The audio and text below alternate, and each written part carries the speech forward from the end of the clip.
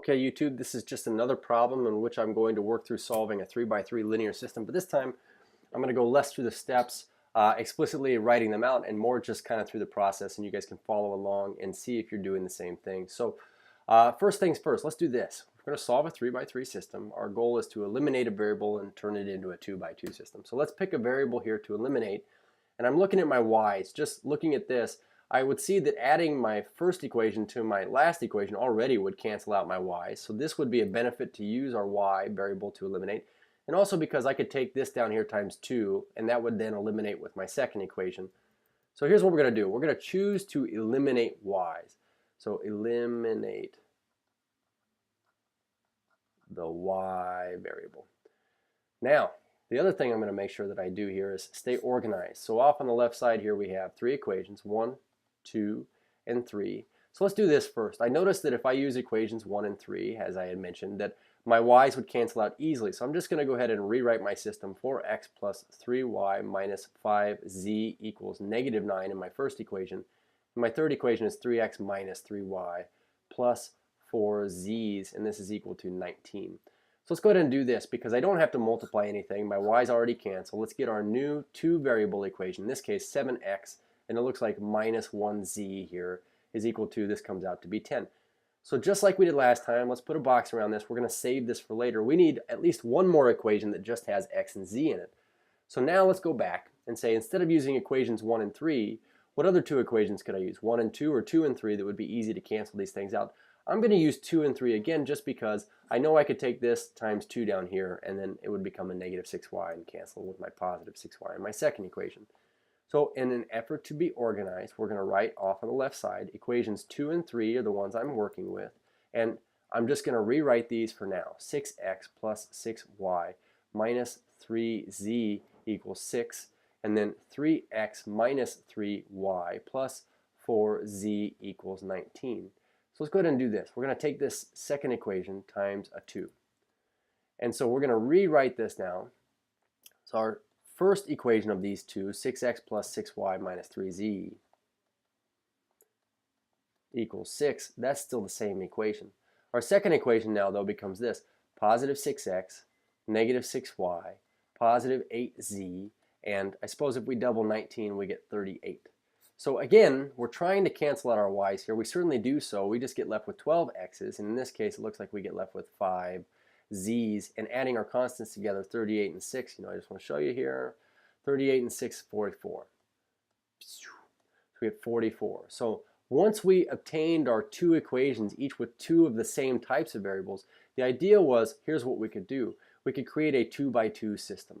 So 7x minus z equals 10. We'll stack that up with 12x plus 5z equals 44. And I'll put a box around this and just say that this is our 2 by 2 system. And that we can go solve this 2 by 2 system just like we did in our 3 by 3. We're going to eliminate a variable. So I'm going to choose which variable to eliminate here, my x's or my z's. I'm going to choose to eliminate the z's just because I noticed that I could take this top equation times a positive 5. So again, just as I would here, I'm going to take this times a 5. We're going to distribute this through, and we'll rewrite our system. So what we end up with then is this: 35x, let's try this again, 35x minus 5z equals 50. And then our second equation, which we didn't do anything with, 12x plus 5z equals 44. Here's what ends up happening. So our z's do indeed cancel. It looks like we get left with 35 plus 12 is 47 x's. And just to check my math here, my arithmetic, let's check the right side here. I suppose 50 plus 44 is 94. I'm going to divide both sides of this by 47, but I don't think I'm that surprised here to find out that 47 goes into 94 twice. So dividing by 47, here's what we obtain. We obtain the fact that x equals 2. So I'm going to box this. I'm also going to run over here to where it says solution, and I'm immediately going to say I know the x part of my ordered triple is 2.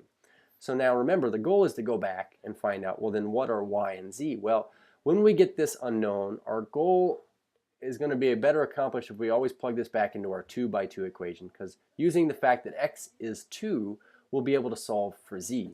And knowing that I'm solving for z, I feel like it's a little bit easier to plug back in x into my first equation and solve for z there, because z has just a -1 in front of it instead of a 5 where I would have to multiply.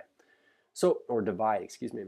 So if I'm going to use my first equation here of those two, we had 7x minus z equals 10 was this equation here. We're going to go plug back in for x here. We're going to say 7 times blank minus z equals 10, where my blank here is this 2.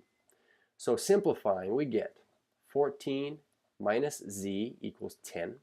I'm going to take 14 away from both sides here, and so I end up with negative z equals -4. And then if I divide both sides by a -1, I end up with a positive z equals a 4. So now, again, I'm going to put 4 over in my ordered triple, and now I know z and x. So our goal is to find y. So now going back up to the original system here, we're going to plug in x and z into one of these three equations, and it doesn't matter which one. So if I'm looking for y, I feel like it's going to be easiest to get y by itself in the first equation because it has a positive value in front, and 3 is a very small value in respect to, say, 6. So I'm going to rewrite that equation over here. I'm going to just rewrite the first equation, 4x plus 3y minus 5z equals -9. And I'm going to plug in everywhere I see an x, we're going to put in a 2. And we're going to put in a 2.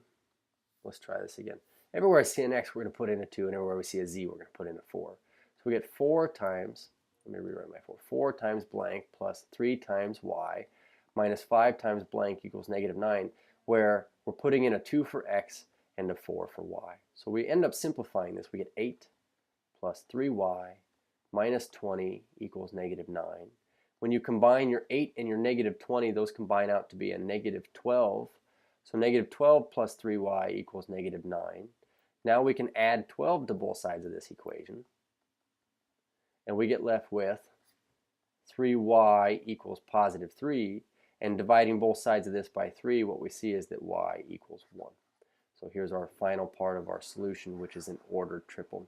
So the last thing you need to do is just crack open your calculator and go back and plug these in for x, y, and z in each equation, and make sure that you get the left side of your equation to equal the right side, because this should satisfy all three equations in our system. Cheers.